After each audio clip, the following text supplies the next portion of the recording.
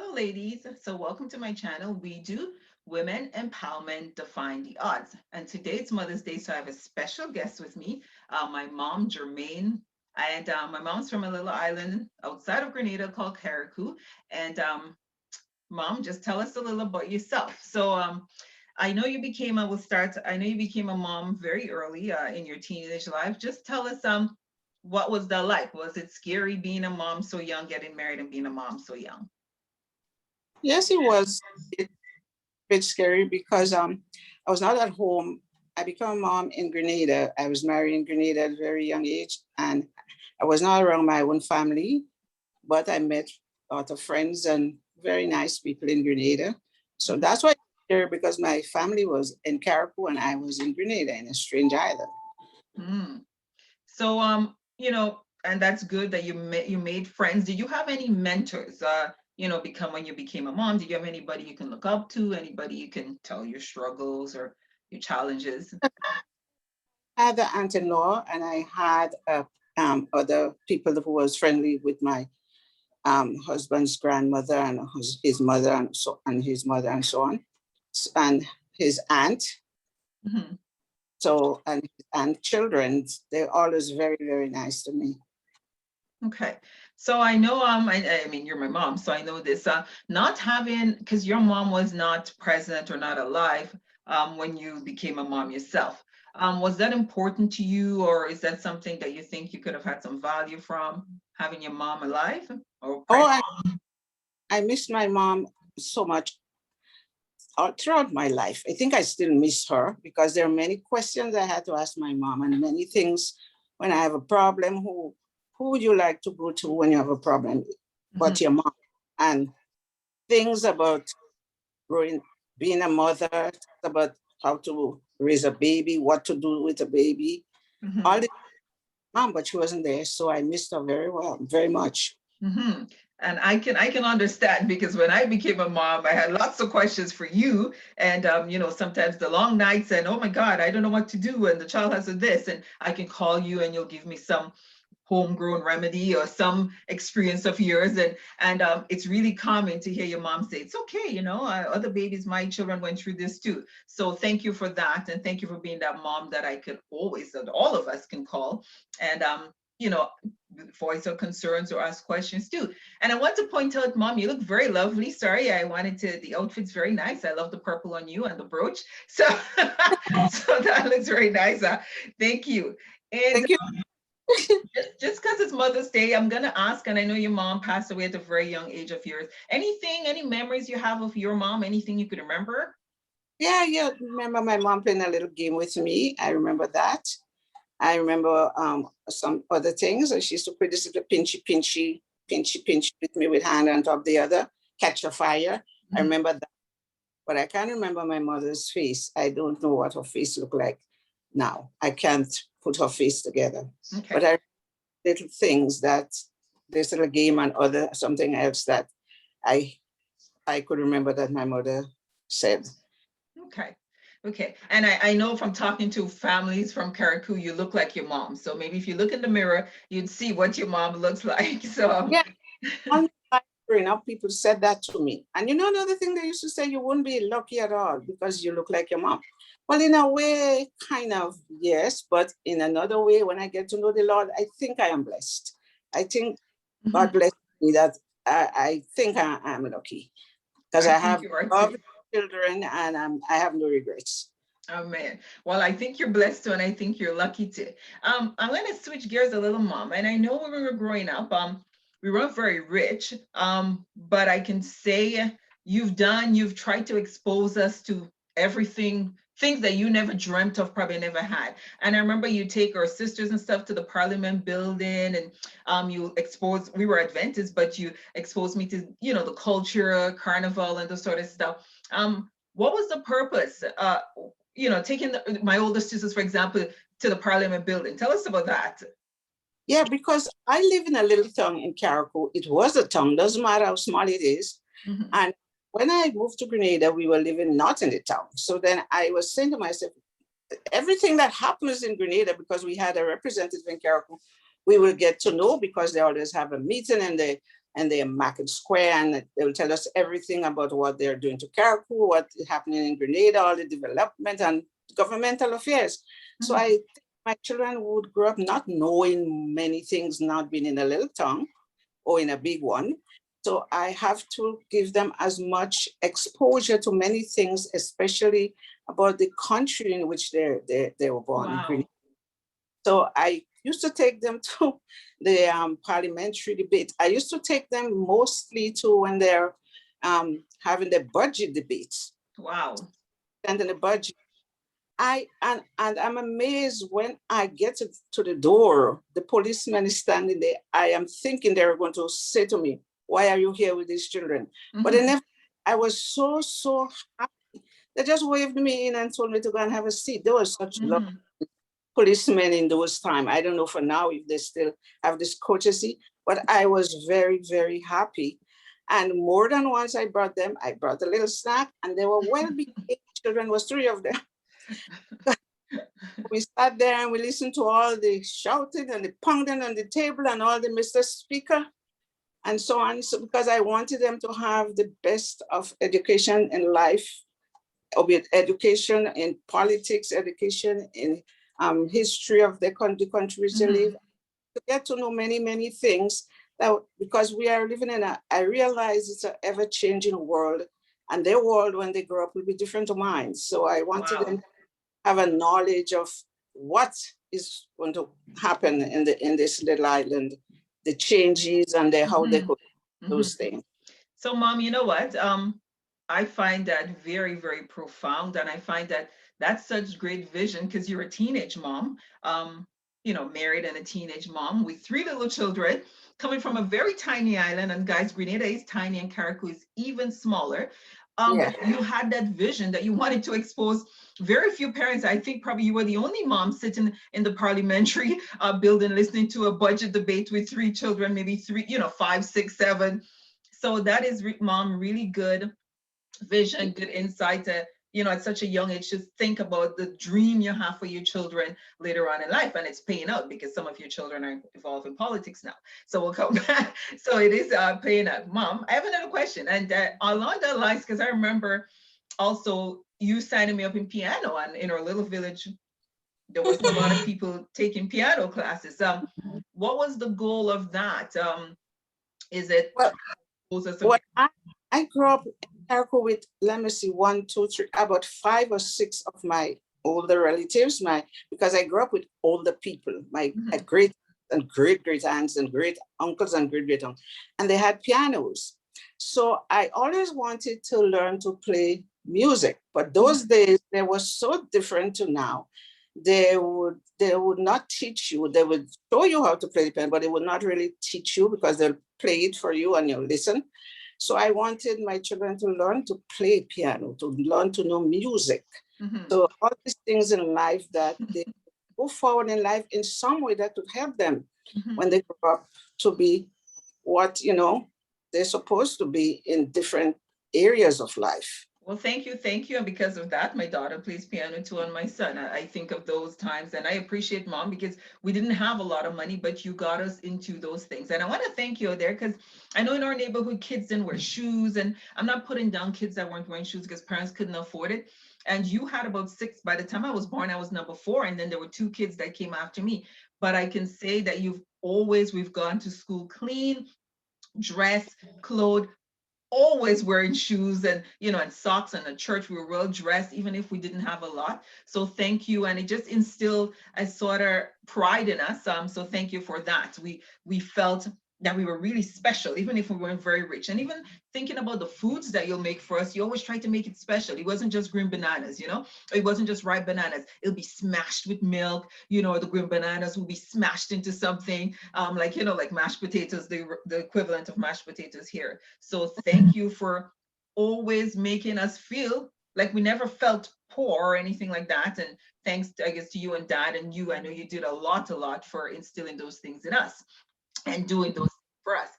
I'm gonna ask, Mom, moving to Canada, you're still young and you still have young children. Was that different? Did you have to change how you parent, how you think or you view things? What was that like? Yeah, it was sad. Number one is because I had to leave most of the children behind when I moved here. Mhm. God, it's anyway still for sending me here, and for my good cousins who are here, who Mhm. caused us to be here. Yes, but then when I got here and I realized that it's a different world and it's a massive, big world, big country, different to what I am accustomed to. I realized, according to the Apostle Paul, when you go to Rome, you do as the Roman do. You have to adopt the good things of life from this Mhm. country, and Mhm. the things that are like the law, the law allows you to do in this country. Mhm. So raising the children here is a little different, but I have to go with the laws of Canada and with the certain lifestyle with styles with good morals and so on. And Mhm. here, so it was a little different, well, a big difference, but like fit into this culture here, and it was good. It's not Mhm. bad. Okay, because I remember when I came here, I think I came on vacation, so I must have been about 16 or 17, because I was one of the ones that stayed home. My younger brother and sister came, and I came about 16 or 17, and I remember my youngest sister went on a date. She must have been probably 13 or 14, and it was someone who wasn't black, which is even shocking. And I remember saying, "Wow, mom's changed." Because still at 16, I couldn't talk to a guy home because dad would try to spank me, but I said, wow, mom, let my sister go on a date. I mean, it was in the middle of the day still, but it was something so out there for me. So then I realized that you really did, like, for you, you had to change how you thought of things because this is the world you're living in. But I'm happy though that you said you kept the morals were still the same. Mhm. But you had to tweak things a little bit. So I could only imagine how difficult that was for you, because I Yeah, know a lot of stories of my sisters going to high school dated, so yeah, and she had friends. She had you remember that Asian friend? yes. They call and then if they talk to me, where is Caroline? Is she coming to the prom? Is she coming to the day? So they would they will kind of be like some kind of mentor to her in some way, or maybe showing me that she's supposed to be in those things. Mhm. So learn a lot by the way she and her friends used to operate also. Mm-hmm. Well, thank you. Thanks for being that kind of flexible parent where you understand that it doesn't Mhm. mean what you were doing in Grenada was wrong or right, but for that time it was. And thanks for having the insight and the intellect to change with time, still keeping your core values and your morals the same. Because we did the same things here. We went to church, we did all these things. We still are Christians, we still Adventists. Most of Mhm. us, actually all of us. Um, so thank you for keeping us there. And one thing I can say, even if for me, even if you've exposed us to cultural things, like you've exposed me to carnival, I've exposed my children to that. It was never a decision where we're going to leave church and do these things. It was Yeah, just something cultural for us. This is our culture. This is what happens in Grenada. This, I'd like you guys to see it so you wouldn't have to run away to do it. Um, yeah.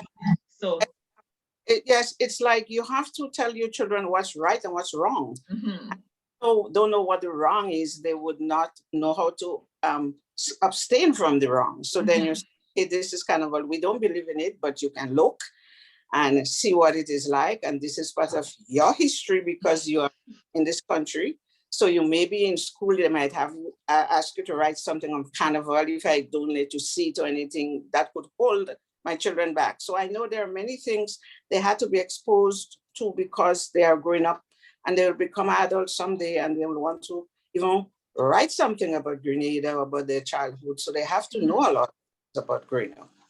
Perfect. So once again, thanks for being that kind of parent. I appreciate that. Because overall I think we all turned out pretty well. So Mom, I'm gonna ask you, You're very well. in terms of Mom, and you were just what I believe, because I was talking to one of my older brother's friends in Grenada, and he was telling me what a nice, he had a memory of popping by the house with my brother, him and some other guys from school, and how nicely you treated them. You gave them all those fruits, you cut them up for them. And I remember you were always this person. We didn't have a lot, but I can think of so many people that my brother would bring we had strange guys that we never met, and I'm thinking, oh wow, mommy really opened her heart to everybody. We Your had brother, guys now that became like our brothers, that call, or some of them are in Canada that say they were brothers, because you opened our home to anybody with the little that we had. your brother had 6 friends every Sabbath, which is Saturday, eating at our house for years. And upon first he had 5, and then when the church went hiking in Mount St. Catherine, and he brought 3 more from Guelph. And these sets never used to really come for Sabbath. They would come and spend weeks at my house. Mm-hmm. But then I know that the scripture says that we're supposed to be kind and loving and this and that. But there are certain things in life you have to be very careful about, especially taking people into your house. You can't do the same thing here as what you did. So yes, I know, and I mean, but I mean, God really did smile. In hindsight, now you're like, wow, 6 boys, grown guys. But thank God it was nothing flawless, nothing happened, and a lot of them still remain appreciative to this day for the things that you did.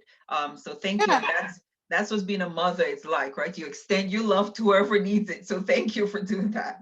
Yeah, I think God really blessed me, and I think the Holy Spirit was really with me to help me to grow these children.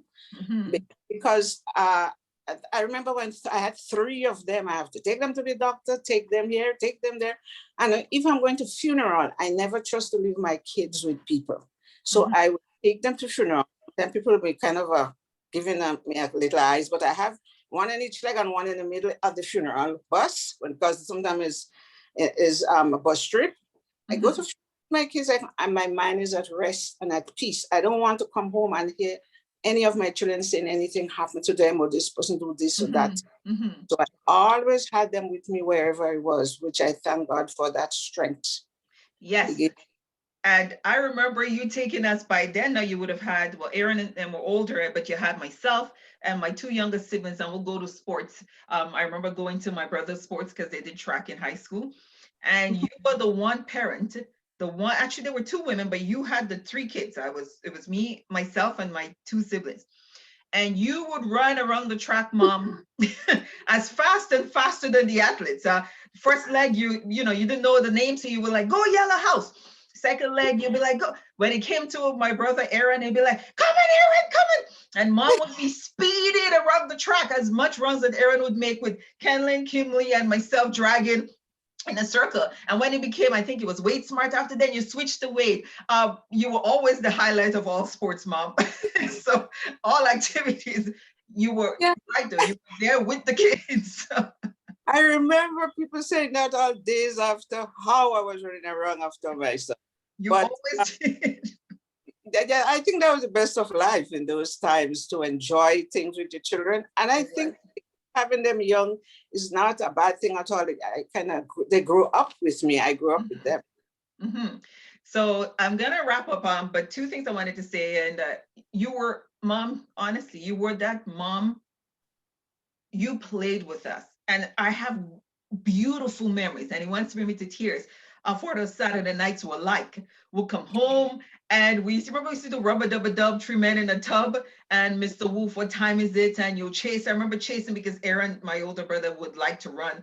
Mommy would chase him all the way down the gap. So I guess there are joys in being young when you have your children, because you were a strict mom, but a very playful one too. So, thanks for disciplining us well, and still having the time and the energy with 6 children to play with us and make us have fun. Like, I remember you and Dad would do moonlight walks, but I remember you playing with us on Saturday nights, Tickle, Mr. Wolf, Rubber Dubber Dub, us and Aaron in the garden. Everything was fun and playful, even going to the mountain to pick up nutmegs. You and Aaron having a competition coming down, Aaron on his bicycle. So thanks for, even if, because I'm a mom, I know it's stressful. And I know now I call you and say how stressful it is, but you had children that was back to back for the most, and thanks for having that inner strength.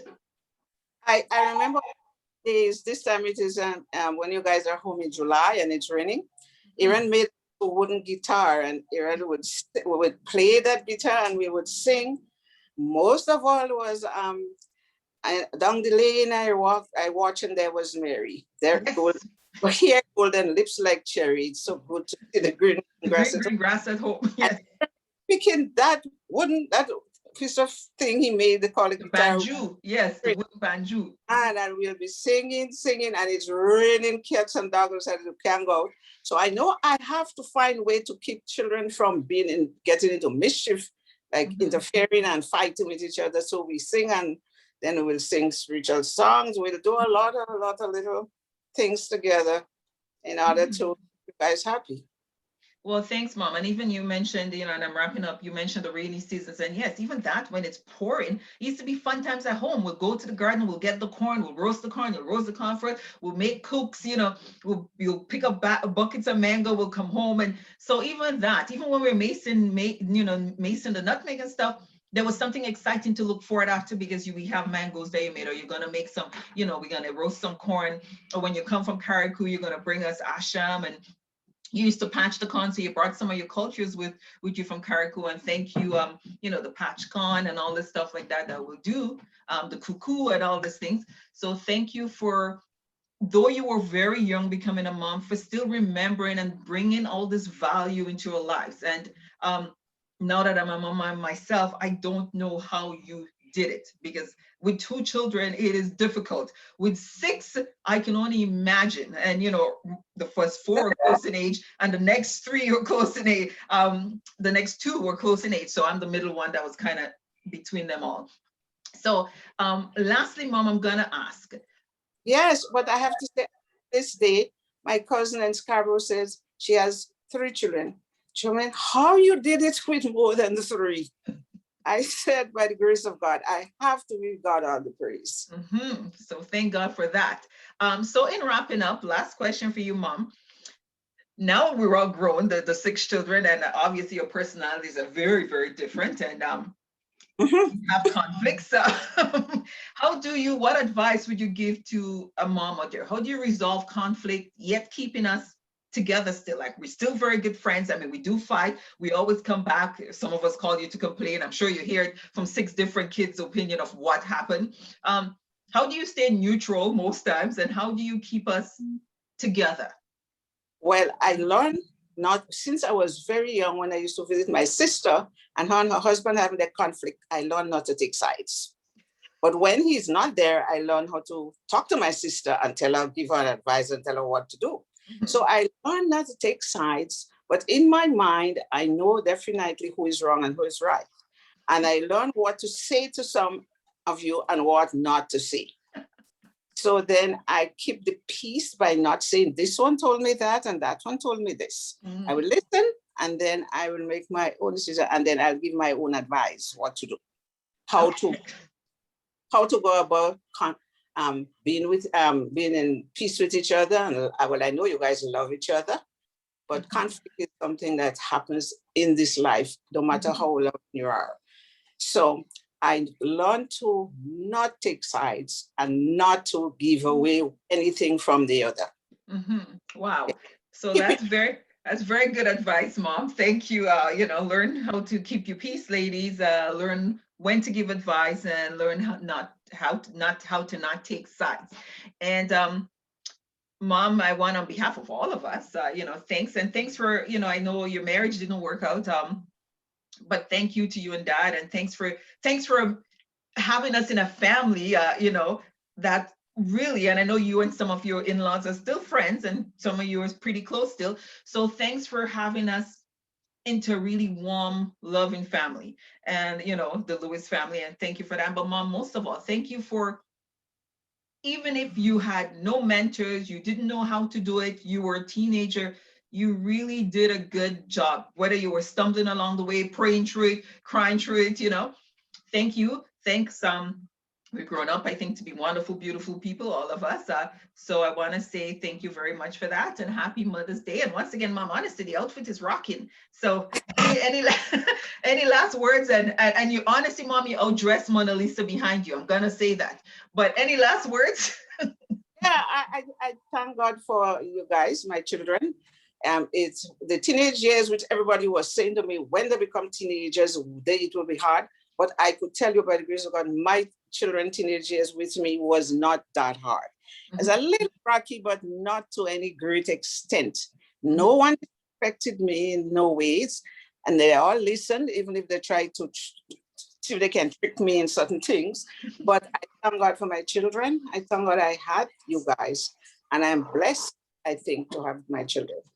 Well, thank you very much. And I'm going to end, Mom, but on a side note, I know the ones who are trying to trick you. I too could figure things out. But anyways, thank you very much, Mama. Thanks for being Mom. Happy Mother's Day. Enjoy your day. And guys, I hope you enjoyed this episode. Remember to like, remember to subscribe, remember to pass on to your friends. And if you have a guest, someone you want to invite on the show, if you have a story to share, please send it my way. Thank you and happy Mother's Day.